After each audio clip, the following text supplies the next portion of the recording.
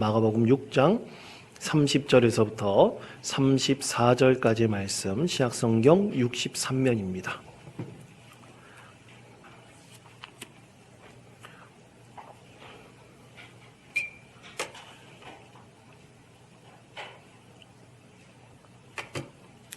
이 말씀을 제가 봉독하겠습니다.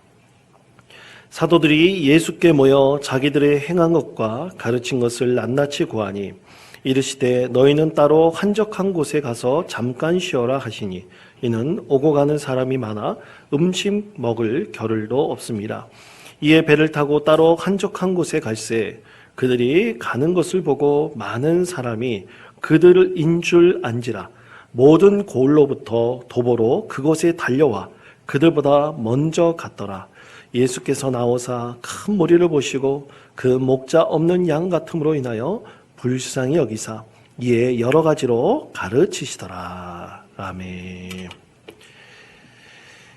요즘 경제학에서 무시 못할 한 단어가 있는데요. 그것은 슬리퍼노믹스라는 그런 단어입니다. 슬리퍼노믹스라는 이 단어는요, 슬립이라는 수면이라는 영어의 뜻과 이코노믹스라고 하는 경제학이 합쳐진 말로서 새로운 신생어인데 이 수면 경제라는 그런 뜻입니다. 현대인들의 수면 시간이 굉장히 경제 활동에 미치는 영향이 굉장히 크다는 것을 이 수면 경제를 통해서 밝혀지고 있습니다. 그러니까 사회가 점점 복잡해지고 다양해질수록 어떻게 보면 기술 문명이 발전하니까 사람들이 수면 시간도 더 늘어나야 됨에도 불구하고 오히려 수면 시간이 줄어들고 있는 거예요. 수면 장애도 점점 심해지고 특히 불면증이 심해져서 우울증 같은 증상들이 현대인들에게 굉장히 많이 나타나고 있습니다. 특히 우리나라 사람들에게 있어서 그 문제가 굉장히 심각합니다. 2014년도 통계에 보면 OECD 국가 중에서 우리나라가 수면 양에 있어서 꼴찌라고 하는데 우리나라가 평균적으로 7시간 49분 정도를 잔다 그래요. 한 사람이 그렇게 잔다고 합니다. 여러분 요즘에 7시간 49분 이상 자는 분들 많이 계십니까? 저는 한 번도 7시간 이상 잔 적이 없는 것 같아요. 여하튼 한국 사람들 그렇게 수면 시간이 OECD 국가 중에서 꼴찌라 그러는데 프랑스 같은 경우는 8시간 50분 정도 잔다고 합니다. 우리나라 사람들보다 1시간 정도 더 잠을 잔다 그래요. 그만큼 우리나라에 살고 있는 사람들이 수면의 질이 굉장히 낮은데 이런 수면과 관련된 산업들이 발전하고 또 그 경제학적으로 엄청난 돈을 우리가 지불하고 있다는 것이죠.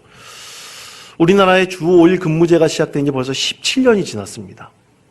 그런데 어떤 신문을 보니까 이런 뉴스가 나왔대요. 우리나라 국민의 81%가 어휴 피곤해. 그 신문의 헤드라인에 아유 피곤해 이렇게 기사가 나왔다고 합니다. 주 5일 근무제를 시작한 것은 그만큼 많이 쉬기 위해서 아닙니까? 그런데도 오히려 더 쉬지 못하고 국민의 81%가 아유 피곤해 그렇게 한탄하고 있다고 합니다.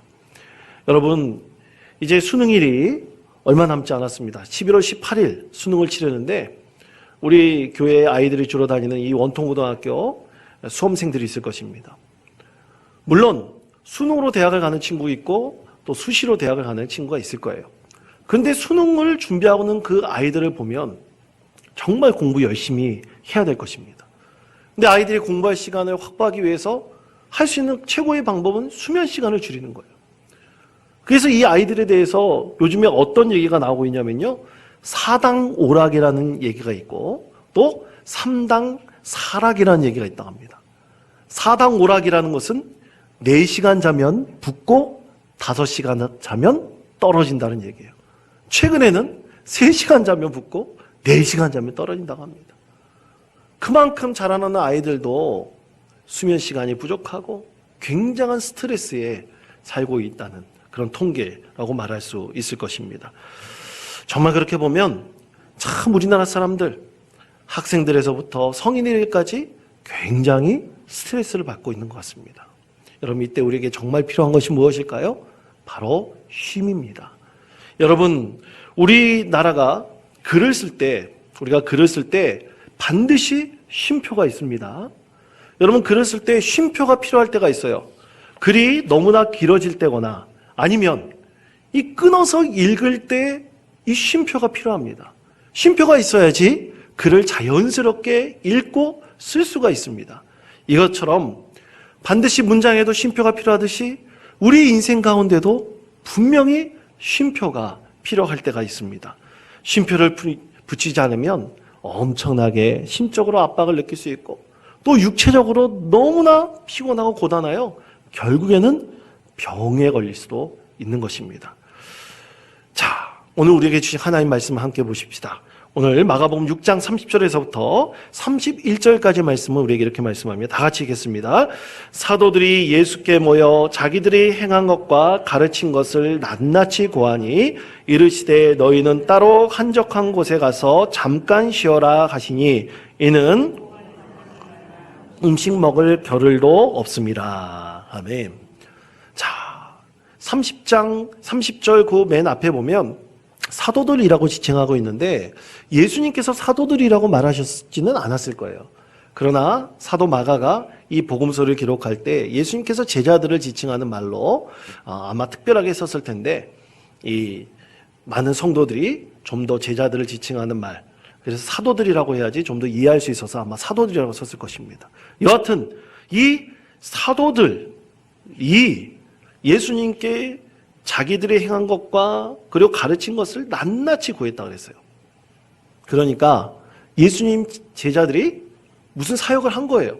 그것에 대해서 낱낱이 고하러 왔는데 이것은 예를 들어서 담임 목회자에게 부교역자나 또 부소장들이 보고할 것들을 낱낱이 고하는 것과 동일하다고 생각을 하면 됩니다. 그렇게 예수님께 와서 낱낱이 보고를 했어요. 그러면 무엇을 보고했을까? 자, 우리가 읽지 않은 마가복음 6장 12절에서부터 13절까지 말씀을 보십시다. 제가 읽겠습니다. 제자들이 나가서 회개하라 전파하고 많은 귀신을 쫓아내며 많은 병자에게 기름을 발라 고치더라. 아멘. 자, 마가복음 6장에 있는 말씀을 보면요, 예수님께서 12제자를 세우셔가지고 12제자들을 세상 가운데로 파송하십니다. 복음을 증거하러 파송을 하셔요. 그때 예수님께서 제자들에게 특별한 지침을 주시고 그들에게 영적인 권능을 주십니다. 병 고치는 능력을 주시고요. 또 그리고 귀신을 쫓아내는 능력을 주세요.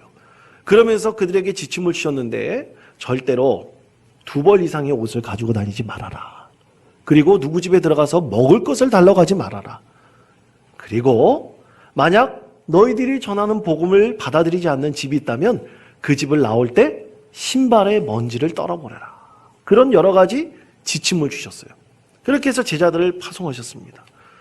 제자들이 세상의 가운데 나가서 하나님 나라의 복음을 전했어요. 예수님께서 주신 그 가르침대로 그대로 전하면서 오늘 마가복음 6장 12절 13절 말씀대로 귀신을 쫓아내고 많은 병자들을 기름을 발라 고쳤어요. 영적인 능력을 하나님께서 허락해 주신 그대로 이루어졌습니다. 제자들이 돌아왔어요. 제자들이 돌아와서 이제 예수님께 사역을 보고하는 거예요. 낱낱이 사역을 보고하려고 그러는데 이 제자들의 안색을 보니까 제자들의 안색이 너무나 안 좋은 거예요. 그래서 예수님께서 그 사역을 들으시면서 너희는 지금 한적한 곳에 가서 쉬어라 말씀하신 것입니다. 한적한이라는 뜻은요, 헬라어로 에레몬이라는 단어를 쓰는데 이것은 텅 빈 사막과 같은 그런 뜻을 가지고 있습니다. 그러니까 사람들이 전혀 다니지 않는 그 한적한 곳에 가서 제자들에게 제발 좀 쉬었다 와라. 그렇게 예수님께서 말씀하신 것입니다. 그 이유는 뭡니까? 예수님께서 계신 곳이면 사람들로 막 넘쳐나는 겁니다. 너무나 많은 사람들이 왔다 갔다 하고 예수님께 병 고침을 받고 말씀을 들으려고 하니까 제자들이 눈코 틀 새 없이 바쁜 거예요. 쉴 수 있는 공간과 시간이 없습니다. 오늘 성경 말씀 들어본다면 밥 한 술 뜰 시간도 없어요. 그래서 온갖 사역을 마치고 돌아온 제자들에게 너희들은 제발 한적한 곳에 가서 좀 쉬어라. 그렇게 예수님께서 말씀하신 것입니다. 이것에 대해서 동일한 누가복음 9장 10절에서부터 11절까지 말씀 이렇게 말씀합니다. 조금 다른 게 말씀하신데요. 제가 읽겠습니다. 사도들이 돌아와 자기들이 행한 모든 것을 예수께 여쭈니 데리시고 따로 벳세다라는 고을로 떠나 가셨으나 무리가 알고 따라왔거늘 예수께서 그들을 영접하사 하나님 나라의 일을 이야기하시며 병 고칠 자들은 고치시더라. 아멘.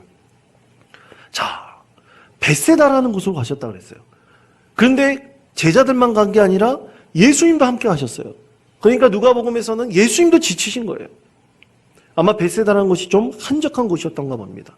그곳에 가서 예수님과 제자들이 쉬려가는데 어떻게 사람들이 귀신같이 알았는지 따라온 거예요. 어떤 말씀에는 미리가 있다고 했어요.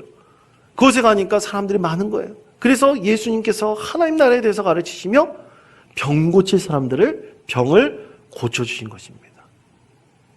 병 고칠 사람들의 병을 고쳐주시고 하나님 나라에 대해서 복음을 말씀하실 때 오늘 마가복음 6장 34절은 이렇게 증거합니다. 다 같이 읽겠습니다.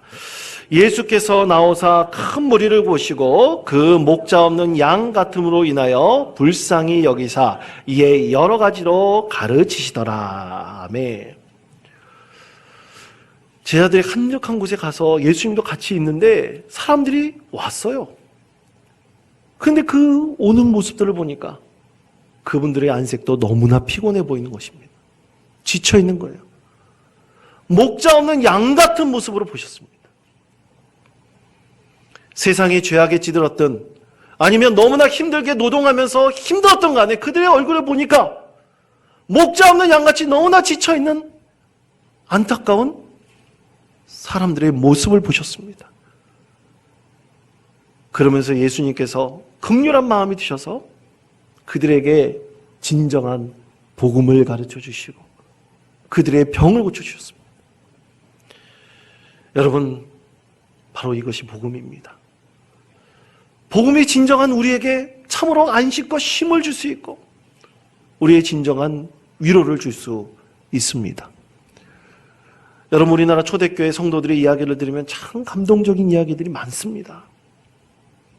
우리나라 한국교회의 역사가 130여 년 정도밖에 되지 않는데요. 처음 교회지 세워졌을 때 엄청나게 먼 거리를 와서 교회당, 예배당 앞에 와서 무릎 꿇고 기도하는 참 많은 성도들이 있었습니다. 나라를 잃었을 때 슬픔을 당하고 억울한 일을 당할 때 교회 와서 부르짖었고요. 예배드렸고요. 6.25 동란으로 인해서 민족 상단에 그 비극과 슬픔을 당하고 너무나 먹을 것이 없어서 힘들어하고 있을 때 잘 살아보자는 희망을 얻었던 것이 바로 교회였습니다. 성도들이 그렇게 부르짖으며 하나님의 은혜를 간구하며 진정한 위로와 소망을 얻었던 것이 쉼을 얻었던 것이 바로 교회였습니다. 그렇게 부르짖는 성도들로 인해서 교회가 성장하고 성숙해지며 오늘날 한국교회에 큰 부흥을 이뤘던 것입니다. 그것이 바로 성도들이 교회 안에서 위로와 쉼을 얻음으로 하나님께서 놀라운 은혜를 우리 가운데 베풀어 주셨던 것입니다. 사랑하는 성도 여러분, 그렇습니다. 하나님 나라를 소망할 때 우리는 진정으로 하나님 안에서 위로와 쉼을 얻을 수가 있습니다. 그것이 진정한 복음입니다. 하나님께서 우리와 함께 하신다는 믿음의 확신을 들면 그 가운데서 우리는 진정으로 쉼을 얻을 수 있고 위로를 얻을 수가 있습니다. 하나님께서 우리에게 베풀으신 놀라운 은혜 가운데 거할 수가 있습니다. 그것에 대해서 이사야 40장 31절은 우리에게 이렇게 말씀합니다. 우리 다 같이 한 목소리로 이 말씀을 읽겠습니다. 오직 여호와를 앙망하는 자는 새 힘을 얻으리니 독수리가 날개치며 올라간 같을 것이요 다른 박질을 하여도 곤비하지 아니하겠고 걸어가도 피곤하지 아니하리로다. 아멘. 여러분, 오직 하나님을 앙망하는 자는 새 힘을 얻습니다. 믿으십니까? 그렇습니다. 그렇기 때문에 우리는 하나님을 의지하는 것입니다. 앙망하는 것입니다. 하나님께서 우리에게 진정한 위로와 힘과 영적인 능력을 허락해 주신다는 믿음 가운데서 우리는 거하는 것입니다. 근데 여러분, 세상 사람들이 요즘 너무나 안타깝게 하나님이 아니라 다른 것에서 그 안식을 얻으려고 합니다. 힘을 얻으려고 합니다. 최근 전 세계에 앞으로 엄청난 경제적인 효과와 또 자본의 그 힘을 이제 줄 수 있는 것으로 거론되고 있는 것이 메타버스라고 하는 것이 있습니다. 아마 들어보신 분도 계실 것입니다. 수조 원, 수십조 원, 수백조 원, 수천조 원, 엄청난 경제적인 그 효과를 발휘할 것이다 예상하고 있습니다. 4차 산업혁명 시대에 가장 핫하게 떠오르는 분야가 바로 이 메타버스입니다. 메타버스가 뭐냐? 아마 여러분 들어보신 분도 계시겠지만 가상현실 세계입니다. 오늘날 이 가상현실 세계에서는 주로 게임 아이템들을 주고받고 이게 팔고 하는 그런 정도로만 이용되고 있는데, 앞으로 10년, 20년, 30년이 지나면 이 메타버스의 세계가 우리 인간의 삶에 긴밀하게 들어와서 떨어뜨릴 수 없는 지경에 놓일 것이라고 예상을 합니다. 그러니까 사람들이요, 가상현실에서 살고 있는 거예요. 진짜인지 가짜인지 모르는 그 상태에서 가짜가 진짜를 대신한 것 같은 그런 양상 속에서 분명히 살아갈 수 있다는 겁니다. 그 안에서 엄청난 돈도 벌 수 있고요. 또 자기 마음대로 매장을 열어가지고 상품도 팔 수 있다 그래요. 가상현실에서 그렇다고 합니다. 진짜가 아니라 가상현실에서 그렇다는 거예요. 그러면 수많은 사람들이 그 가상현실 속에서 만족감을 얻습니다. 그 안에서 힘을 얻으려고 그래요. 그래서 이 가상현실에 대해서 긍정적인 신호를 보내는, 그리고 그래서 그것에 대한 영화나 문학작품들이 긍정적인 면에 대해서 얘기하고 있기도 하지만, 한편에서는 부정적인 것이 무엇인지에 대해서도 얘기를 합니다. 단순하게 예를 들어서 4차 산업혁명 시대가 들어섰고 또 엄청나게 산업기술이 발전하고 의학기술도 발전하잖아요. 그러면 여러분, 상대적으로 사람들이 마음에 쉼을 얻고 위로를 얻고 스트레스가 좀 줄어들어야 되지 않습니까? 그런데 오히려 현대 사회에서는 더 늘어나고 있어요. 아까 말씀드린 수면장애로 인해서 수면경제의 양상이 더 늘어나고 있습니다. 말이 안 되지 않습니까? 가상현실 세계가 아무리 도래한다 할지라도 그 모든 산업 기술이 발전하고 4차 혁명 시대가 오든 말든 간에 우리에게 진정한 쉼과 위로를 줄 수 있는 것이 아니라는 사실이죠. 예수님께서는 오늘 말씀에서 제자들에게 제발 쉬어라, 한적한 곳에 가서 쉬어라 말씀하십니다. 오늘 예수님께서 한적한 곳에 제자들이 가서 쉬라고 말씀하신 세 가지 이유가 있습니다. 첫 번째는 물리적인 쉼에 대해서 예수님께서 말씀하십니다. 제자들을 강제적으로 쉬도록 하셨어요. 무조건 쉬어라. 바로 물리적인 쉼이었습니다. 제자들에게 왜 강제적으로 물리적인 쉼이 필요했을까요? 여러분, 아무리 영적인 사역이 계속된다 할지라도 그 사역에 큰 압박을 느끼게 되면 결국 그것이 영적인 은혜가 아니라요, 스트레스로 작용합니다. 육체적인 압박으로, 육체적인 억압으로 작용하게 될 수도 있기 때문입니다. 여러분, 직장인들에게 월요병이라는 것이 있습니다. 여러분 들어보셨습니까? 월요병을 겪는 분들도 아마 계실지 모르겠습니다.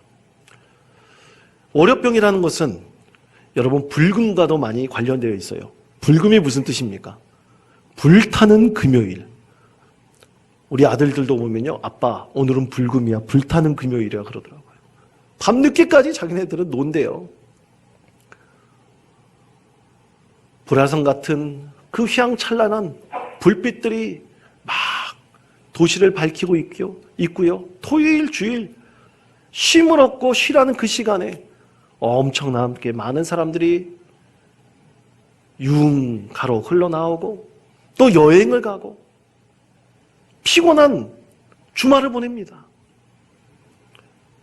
쉼을 얻지 않고 그렇게 피곤한 주말을 보내요. 그래서 월요일날 출근하죠.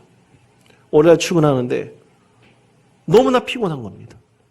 피곤을 풀어야 될 시간에 피곤을 풀지 않았기 때문에 더 피곤한 상태로 반복되는 거예요. 그것이 월요병입니다. 그런데 여러분, 목회자들에게도 월요병이 있습니다. 들어보셨습니까? 여러분, 목회자는요, 주일날 온갖 정성과 에너지를 다 쏟아붓습니다. 그럼 월요일날 쉬는 날이잖아요. 그 하루 쉬는 날 아무것도 하기 싫어요. 손가락 까딱하기도 싫어요. 그냥 잠을 잔다거나 그리고 그냥 운동을 한다거나 그렇게 무조건 쉬기를 원하는 날. 그래서 목회자들에게는 이 날을 월요병에 걸린 날이다. 그렇게 얘기하기도 합니다. 직장인들과 목회자의 월요병이 너무나 다르죠? 여러분, 중요한 것은 물리적인 쉼을 갖는 것입니다. 우리가 이렇게 물리적인 쉼에 대해서 하나님께서 말씀하신 것이 있어요. 그것이 바로 안식일입니다. 안식일에 무조건 쉬라는 거예요.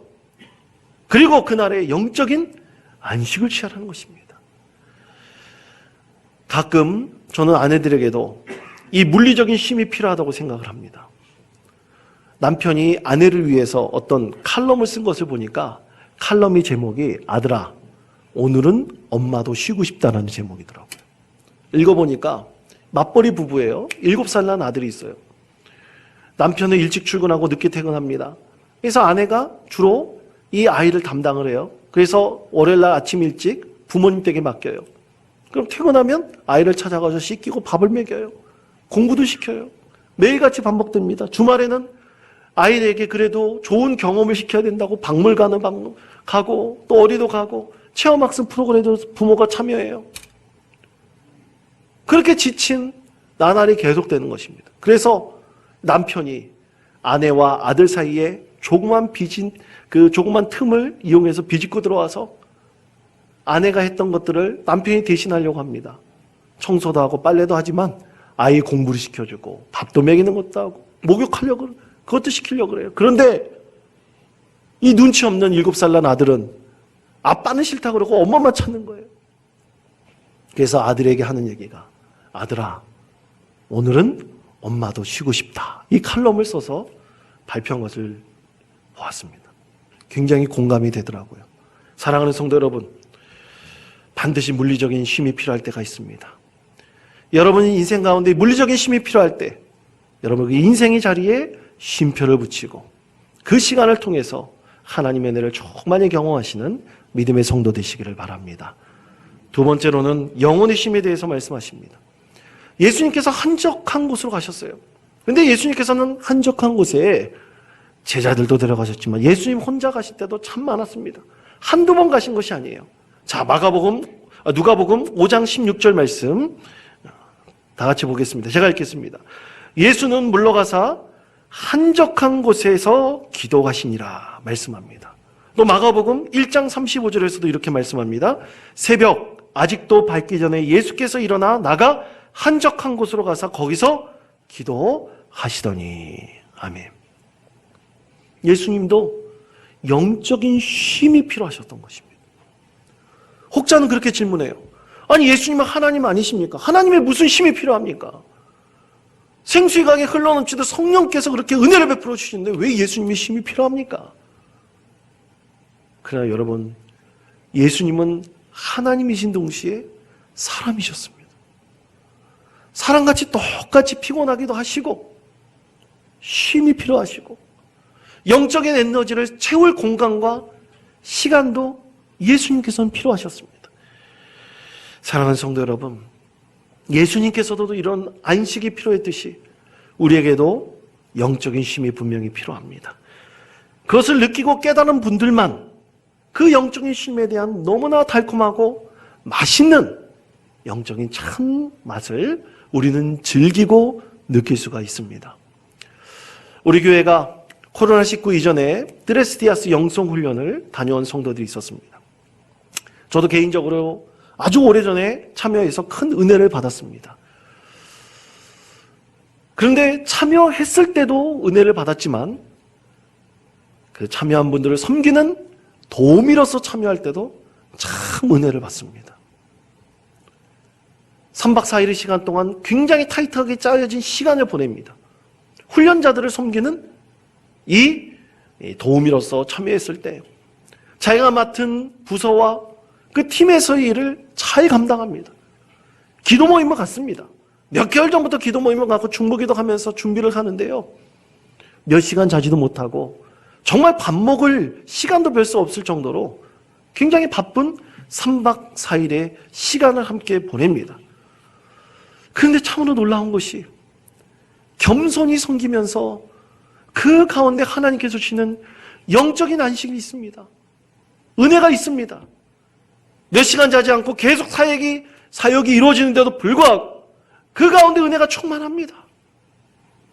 이해할 수 없는 하나님께 주신 영적인 은혜가 섬김의 자리에서 우러나오는 것을 그 자리에서 분명히 깨달을 수가 있습니다. 사랑하는 성도 여러분, 이처럼 그리스도인들은요 반드시 은혜의 시간이 필요합니다.